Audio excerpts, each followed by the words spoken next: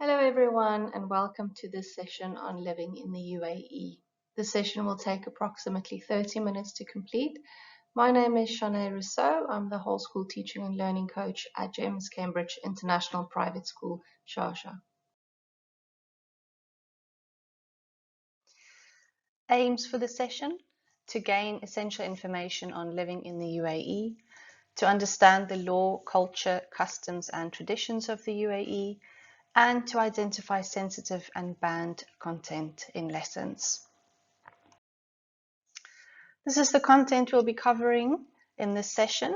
We will look at the location and geography of the United Arab Emirates. We will then discover essential information and things you need to know to prepare for your move over here. We will look at the do's and the don'ts, and then finally we will look at banned content in lessons.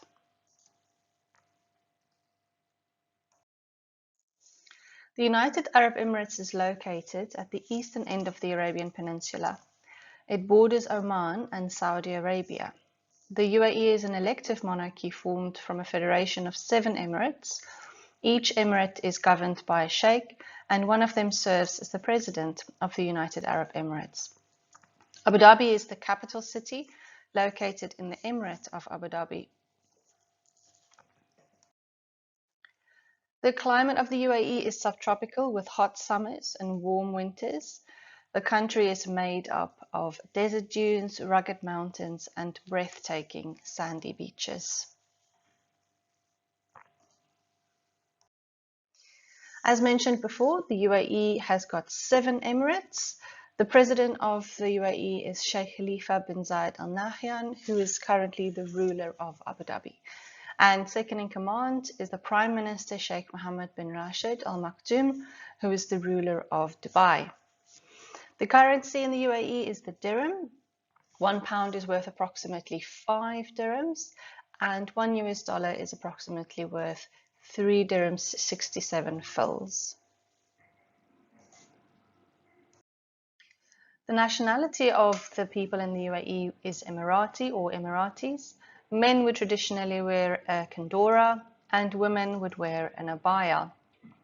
The language spoken in the UAE is Arabic, although because it is host to such a large population of expats, English is widely spoken and understood. Here are a few Arabic phrases.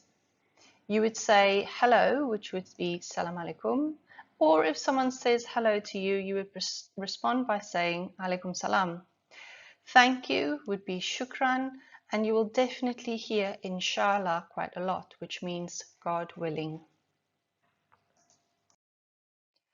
The religion in the UAE is Islam, and a lot of the customs, traditions, and culture are governed by the Islamic or Sharia law. It is a modest and respectful tradition, and we will look a little bit more in detail at the do's and the don'ts later on. The working week stretches from Sunday until Thursday, with weekends being Friday and Saturday. And a Friday is when Muslims would go to the mosques to pray, as it is their holy day. The UAE is actually home to a variety of international cuisine. You can pretty much get anything your heart desires. However, if you're craving something local, you would look for meat, fish, or rice dishes. Lamb and mutton are more preferred meats. Dates are usually consumed with meals, and popular beverages are coffee and tea, which can be supplemented with cardamom, saffron, or mint to give a distinct flavor. Transportation would be the metro, buses, taxis, and rental cars. Let's talk about the lifestyle. Not only will you earn a tax-free salary, but you will actually have a very high standard of living. It is a very safe country with international shops, restaurants, and products, shopping malls with well-known brands. Dubai and Abu Dhabi are well known for lively weekday and weekend events. In pretty much any emirate you go to, you would have access to outdoor sports and activities. Staycations would be a favorite among the people here, where you can visit beaches and hotels. And of course, with UAE being an international travel hub, you will have access to many, many other countries. Let's take a few moments to reflect on what we've covered so far. We looked at the location and geography of the UAE, and we covered essential information and things worth knowing to prepare for your move over here. Do's and don'ts. As mentioned before, a lot of the culture, customs, and etiquettes are governed by the Sharia or Islamic law. Let's look at dress code. Do dress modestly, particularly in conservative areas and public places. Do not wear clothing that is transparent or that exposes the stomach. Women should cover their shoulders when visiting indoor public places and avoid wearing skirts or shorts that are too tight or too short. Do wear swimwear at private pools or beaches, but cover up when swimming somewhere else. When visiting mosques, men should wear trousers, while women should cover their hair with scarves. Don't engage in cross-dressing. This is frowned upon by the country's authorities. Don't wear shirts that are offensive to the religion and culture. Gestures. Don't display any obscene hand gestures in public. And the following should be considered while speaking to someone who is local or Muslim. Don't point your finger, gesture using your whole hand instead. Do stand up when meeting new people, especially older people. When a woman enters the room, men are also expected to stand up. Don't offer pork or alcohol to Muslim guests. Don't offer to shake hands with a member of the opposite sex who is Muslim. It is customary for them to offer their hand first before shaking them. And please don't be offended if they do not offer to shake your hand. Do accept food and drink with your right hand. This is also the hand you should eat with. Don't cross your legs, show the soles of your feet, or point your toes at anyone. In public, do buy alcohol at licensed hotels and bars, provided you are 21 and older. Don't drink and drive. Drunk driving is met with zero tolerance in the UAE. Don't drink in public. It is strictly prohibited, and so is having alcohol or illegal substances in possession at any time. This still means that you can, however, drink at restaurants and hotels. Being drunk and disorderly in public is unacceptable and may result in a fine or worse. Do ask permission before you take a picture of a national or a resident of the UAE, especially if the subject is a woman. Public displays of affection should be minimal. Holding hands is acceptable, but kissing and hugging in public is not. Don't use bad language, make offensive gestures, or show disrespect to the country's leaders, culture, or religion. Other important guidelines to bear in mind: please do adhere to traffic laws. You will get a fine if you don't. Do be careful about what you post on social media. Do not share private details about another person without his or her consent. Do not post content that is offensive to Islamic morals and values. Cohabitation of unmarried couples is now permitted. However, having a baby out of wedlock, abortion, adultery, and homosexuality are still against the law. Fundraising for charity and promotion of charity or humanitarian organizations can only be done through legally approved channels, for example, the Red Crescent. Ramadan. This is the month when Muslims fast from sunrise to sunset as part of their religion. Please don't eat, drink, or smoke in public. In fact, during this time, it is against the law. Don't eat in front of fasting colleagues.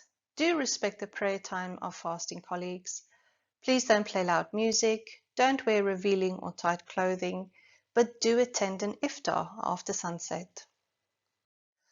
Just a note on the different emirates then. Dubai is the tourist capital of the UAE, which means that it's definitely the most westernized city of all of them. And you will find that a lot of the rules and the traditions have become quite relaxed in Dubai. Abu Dhabi is the capital of the UAE, also quite a westernized city. However, it still has a mix of traditional customs and is slightly more conservative. Sharjah is the cultural capital of the UAE. It is very conservative, and it is also a dry emirate, which means you will not be allowed to purchase or to sell alcohol in Sharjah.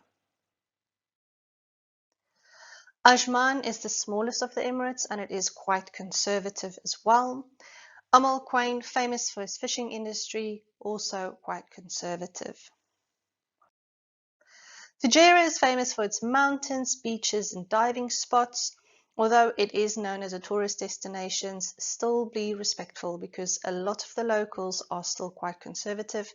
As well as Ras Al Khaimah, famous for its mountains and beaches. It's a popular tourist destination, but again, quite conservative.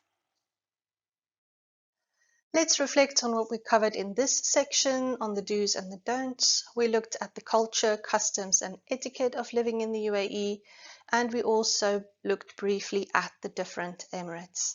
And remember, if ever in doubt, don't do it. This brings us to the last part of this session, teaching in the UAE, looking at Ministry of Education's banned content. The following content should not be included in lessons: mentioning Israel as a country, Judaism as a religion, or anything mentioning Jews or Jewish symbols. Mentioning World War II topics, dealing with Hitler and the Holocaust should not be included.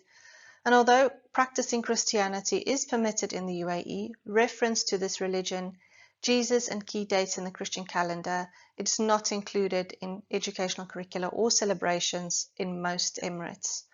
As you can see at the bottom, here are some of the symbols that should also be avoided. Now, again, worth mentioning, some schools might not be as strict, so please do check with your members of your SLT to ensure that you include or do not include appropriate material. When referencing the geography of the UAE, please refrain from saying the Persian Gulf. It is now known as the Arabian Gulf. Again, the following content is not permitted in lessons: deformation of the Islamic religion or the Prophet Muhammad, peace be upon him. Muhammad or any of the other prophets in Islam should not be pictured in any way. Deformation of the government, the history, the heritage, or society of the UAE is not permitted, and so is stepping on the UAE flag or using it as a piece of clothing is also not permitted. Looking specifically at curricula for older students, evolution as a factual account of man's development shouldn't be included in lessons. Male and female reproduction in science should not be included. Promoting negative habits such as drug abuse, mixing of men and women, promiscuity, and drinking alcohol, etc. should not be included.